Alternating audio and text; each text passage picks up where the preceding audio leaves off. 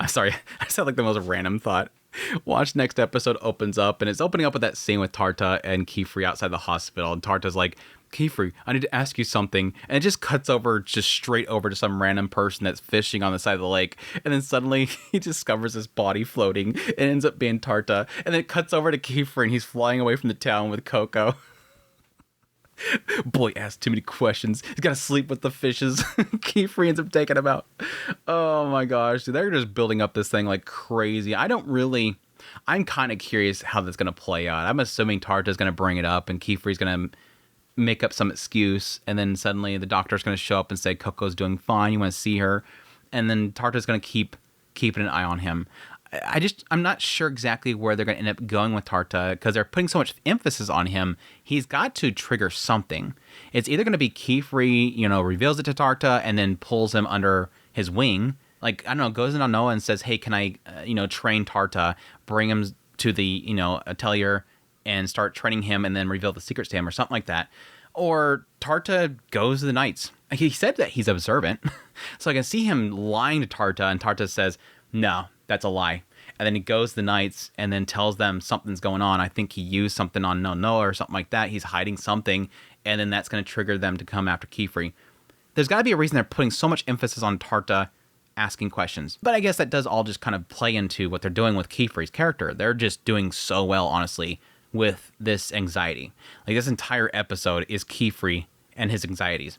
It's just constantly building up as he's, keeping it a secret from all the girls. He's testing out the bottle. He gets that trap sprung on him. He's got that paralyzing that's happening from the shock, and he's trying to keep it a secret from the girls, and they're asking questions, and he's off to the side trying to get rid of it, trying to find some remedy, and going, they obviously have noticed something.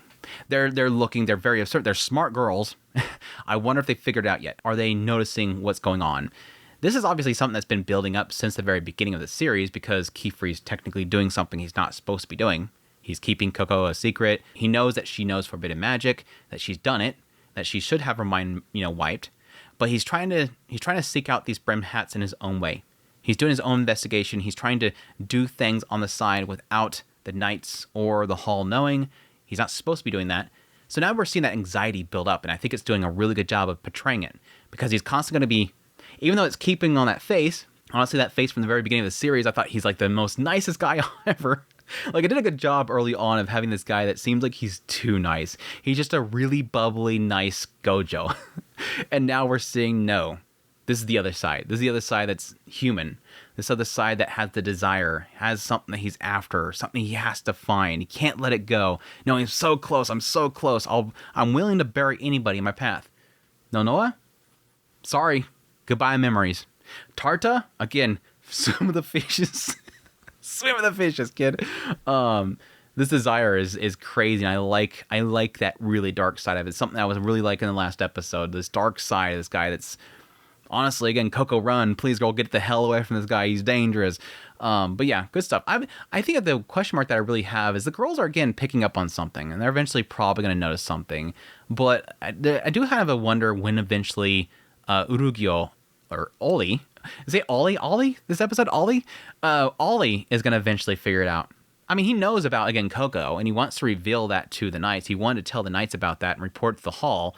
But when is he going to find out about everything that he's currently doing? I let that slide right there, but I'm tired of letting things slide. I have to do something. I have to stop this.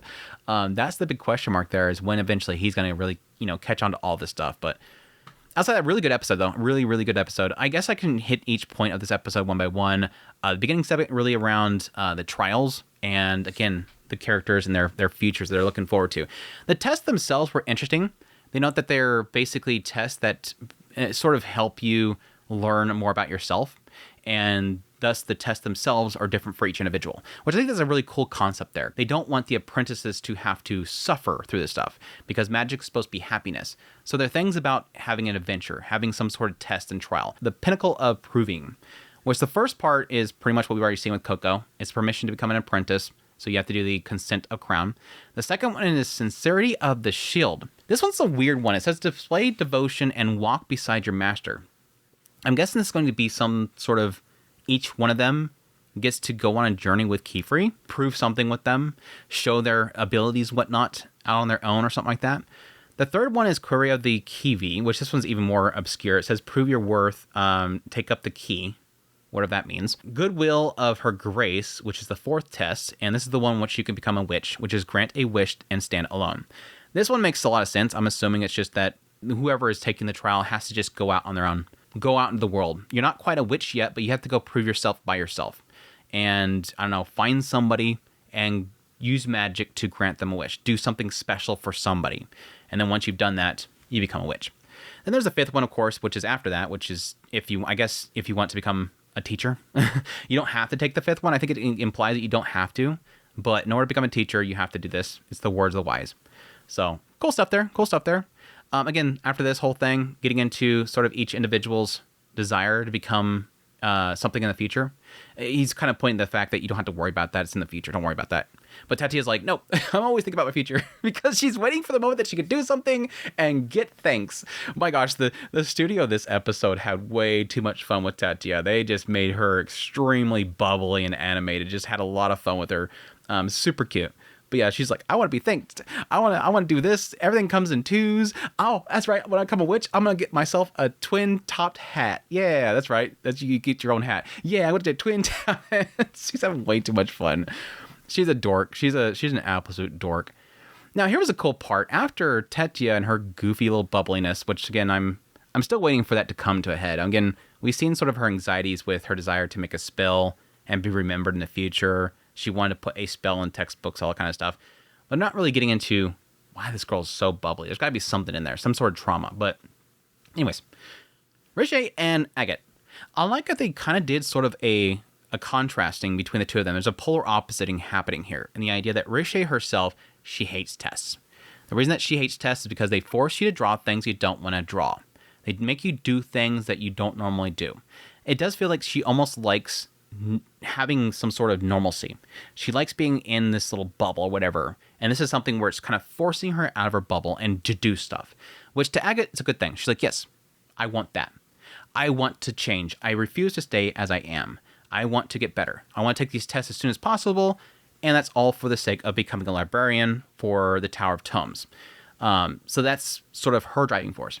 But again, I like the fact that there's a contrast here in the idea that Riche wants to stay the same, doesn't like coming out of her bubble, doesn't like being told what to do, which I'm curious what that means. Again, that could just be the fact that it's almost like an introverted state of mind. She doesn't like having to be pushed out of her bubble, the uncomfortness of sort of doing things that she's not used to.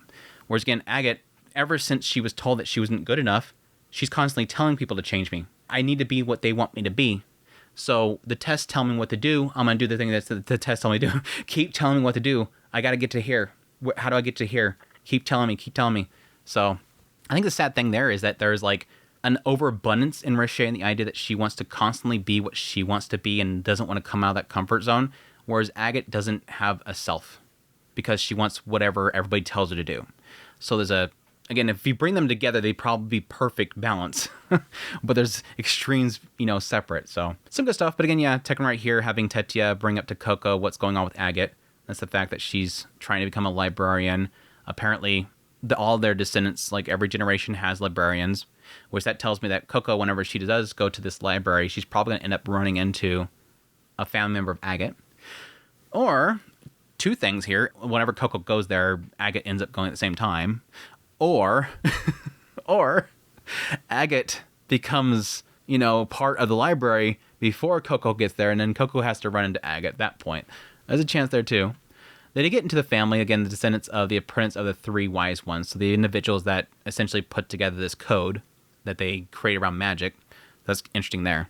But again, that would also imply why there's so much emphasis on Agate being special. Is because this bloodline, which is toxic as hell. But yeah, after this, we get the dream of Coco, which this is really good little segment here, seeing sort of Coco herself, again, building up the anxieties.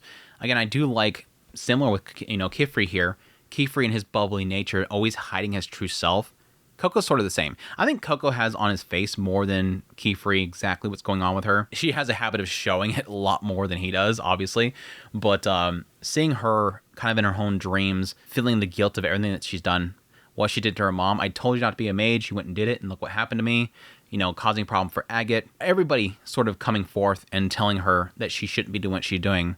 and the problems that it causes other people, which does build into later on when she talks to Agate, sort of what is her driving force to wanting to fix everything. Why she's trying so hard to achieve is because you got to undo all this crap.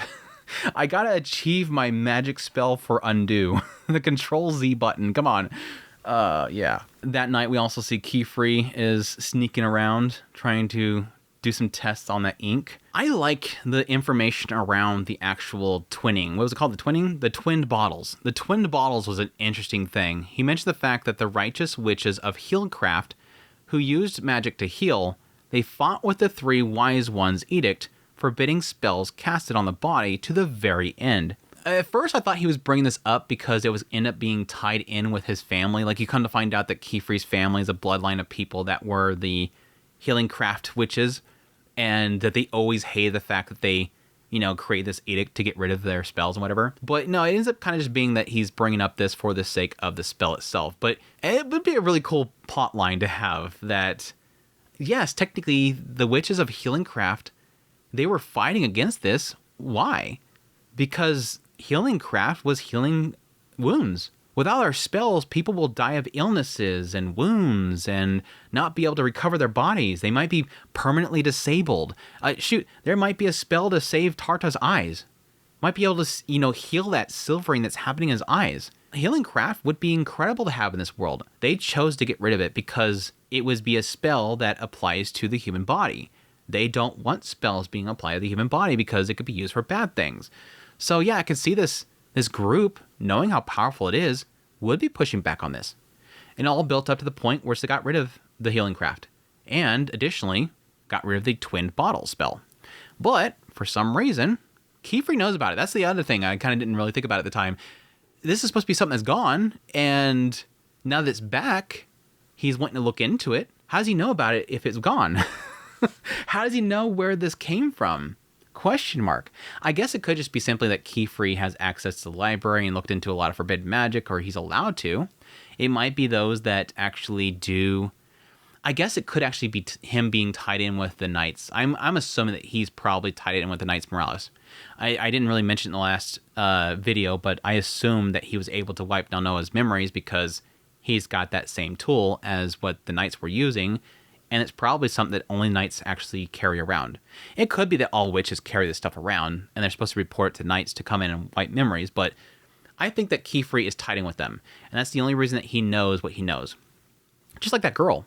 That girl that was at the that whole incident, one of the Knights was this female that was being told by this guy, hey, you have healing magic, right? You can restore that thing. You can restore my son's legs. And she's like, no, there's no spell like that. She probably had that look because she knows about Healcraft. I guess for the ability for a knight to be able to, use their judgment and be able to know what's forbidden or not, they need to know about it. If they don't know that Healcraft was wiped out as forbidden, they wouldn't know about it. Unless you just go based on the fact that Healcraft requires touching the body and using magic into it. Anyways, I'm getting in the weeds with this, but it all comes to me to say that I think Keyfree knows about this right here because he used to be a knight, and the knights know about this kind of stuff. Which is really cool, though. He knows about this, and he's all excited about it. But he has to stop himself. There's like an element there where he's like, ooh, this twin bottle and everything. I want to look into it, but no, I got to dissect it. Something that was lost with their memories being taken, but I have to focus. I got to get this thing out of here. I can't mess with the ink yet. Ink's too powerful. Don't know what this stuff does, but I got to get that thing out of there. I got to stick it inside this thing, and it'll tell me where they're at. I got to find out where they're at. Some interesting stuff there. Some interesting stuff. But yeah, as he's doing that, the trap is set, nearly drowns. He's electrocuted and everything like that before the eyeball shows up and takes it away from him before Keyfree says, I won't give up. I will get back what was taken from me. What was taken from you? What is this driving force? I'm curious. Family? Was a family member, somebody special to him, was taken by this group or indoctrinated by this group? Was recruited into this group? Was somebody killed? Is saying that I can get it back implies that it's something that was taken that he can grab and take back. It could be something as a symbolism of like innocence or something like that, but it could just be simply a person or a thing that was taken by this group and he just wants it back. I'm curious why he doesn't say outright what it is and why he's keeping a secret, but I'm thinking it's going to be a person. And that could be also, again, tie in with the hull and how he knows more about the situation that's going on, that's being covered up and all that kind of stuff. But yeah, that was a crazy little scene there. Nearly getting drowned underneath there. That trap was being a little kind. I mean, he could have easily been killed in that situation. Can't cast magic underneath there, which is probably a lot of his fears of water itself, but some cool stuff, some cool stuff. Anyways, cut to the next day. Everybody's noticing that Coco and Keyfree's really tired. Keyfree ends up dropping something because he's still numb. Ends up kind of trying to cover it up and rushing off in order to get some medicine. And then we get to see Coco give Agate their shoes back. This was interesting because, yeah, Agate's like, why the hell are you doing this? Like, what is your point here? What exactly is your goal here? She says, I forced you to do the test, and yet you never told Keyfree. I thought that was odd, because honestly, back there, when that whole thing happened, I was upset that Keyfree was getting onto Coco and not Agate. Because you gotta be stupid not to realize that Agate had Coco do it. Like, he's getting onto Coco, you shouldn't have done that, it's dangerous, yada, yada, yada. And it's like, you know that Agate sent her. Coco can't get there. Coco doesn't know about the trial. Coco has no information about any of that stuff. It would have had to have been Agate that sent her. And when Coco came back, what did she do? She immediately gave the thing to Agate. If Keyfree doesn't know that Agate did that, he's an idiot. I'm sorry. But still right here, she's like, no, you could have told him, but you didn't. You protected me. I like Coco's response. I honestly do like Coco's response. I kind of wish that it better portrayed that. It sort of did during that trial. It sort of gave that impression that she discovered her mother's magic. She discovered this magic that she and her mother had. The drawing that Keyfree liked and all that kind of stuff. That ability to draw with a stone and stuff. That was her own magic. Again, something that I'm assuming eventually will be pretty much normal for her. That everything that she draws is going to be drawn by a stone or something like that, rather than using a pen, yada, yada, yada. But it was cool to have that little kind of, I chose to do it. I was going to give up. I would have waited for Keyfree, but then I decided I have to save Mom. If I don't finish this, I can't save Mom. I got to discover my own magic, that kind of stuff. So really cool there. Really cool there. I like that last statement there, because otherwise, yeah, that vision of Mom pops in her head again. She's stuck. That dream that I just had, that nightmare I just had, is going to be reality. I can't save her. Before, yes, she passes out.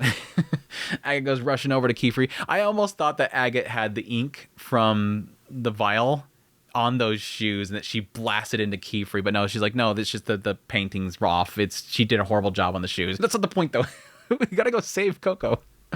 Yeah, they rush back there, and they take Coco, and they rush off. Before, yes, we cut over to Tarta, and Tarta dealing with some kids making annoying comments. I wouldn't say like anything worse than that. It's just some dumb kids being dumb about that. Curious why he doesn't just fly over there. Before, yes, running into Keyfree, helping Keyfree get to the hospital. Keyfree noting how good Tarta is at observing things, and again, that bringing up the question mark about what happened with my master. Again, gonna be sleeping with the fishes when they cut back, but we'll see. Again, my kind of prediction is there are gonna be two different ways they can go about this. One being that Tarta sort of gives signs to Keyfree that he's really good at putting this stuff together, and that Keyfree might get Nonoa to let him train Tarta, and he might keep Tarta at his side in order to keep an eye on him. Or, yeah, he just kind of brushes it off, and Tarta ends up going to the Knights later on. It's going to bring some sort of like question mark to Keyfree and his group, but we'll see. But that's my thoughts on the episode. Hope you guys enjoyed this video as always. If you did, hit the like button down below. Until next time, y'all take care.